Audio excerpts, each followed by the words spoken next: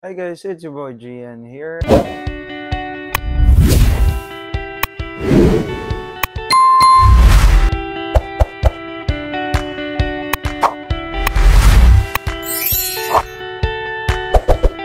may dumating tayong parcel which is yung Alenco DR638 na crossband repeater na base. Makikita nyo, dual band siya, twin band, FM transceiver. Yung DR638 is ano na din siya, crossband. Compare dito sa DR1138, single band VHF lang siya. Yan yung luma kong base. At ngayon, i-open natin, makikita natin yung unang-una, yung instruction manual. Kakailanganin natin yun mamaya. So, yung speaker mic niya. Ayan, speaker mic niya. Tapos yung bracket niya, yung mismong base niya, ayan po siya. Tapos, ito yung power cable niya, dito. Set up po muna siya guys, tapos papakita ko sa inyo kung paano siya i-operate sa crossband repeater.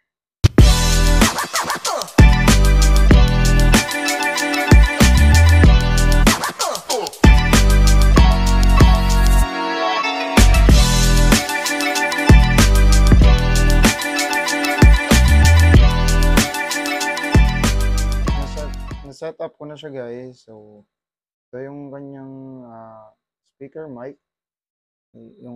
Tapos yung frequency na tig-set ko is 418075, tapos yung VHF is 147075. So, working naman siya, UHF. Check quantity UHF. Yan. So paano natin siya is-set to crossband repeater? So, kailangan mo siya function. Long press yung function, ayan, punta ng 43, ayan, ito lang knob na gamitin mo, hanggang makadating ka 43, then press mo tong button na, yung knob niya, press mo siya, ganyan, lalabas start, tapos, press mo ulit, ayan, pag lumabas na tong REP, Romeo Echo Papa, naka-crossband repeater mode na siya. Wait lang. Okay. Tapos, set natin to TRE repeater. Exit ka ng crossband repeater, press function isa.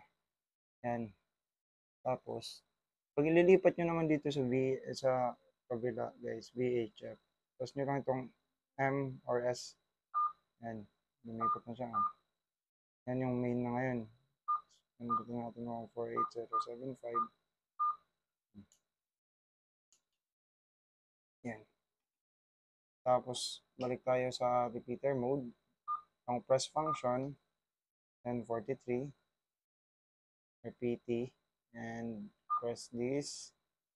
Isa pang press. Yan. Bumalik na yung RPT niya. RE. So, ayan.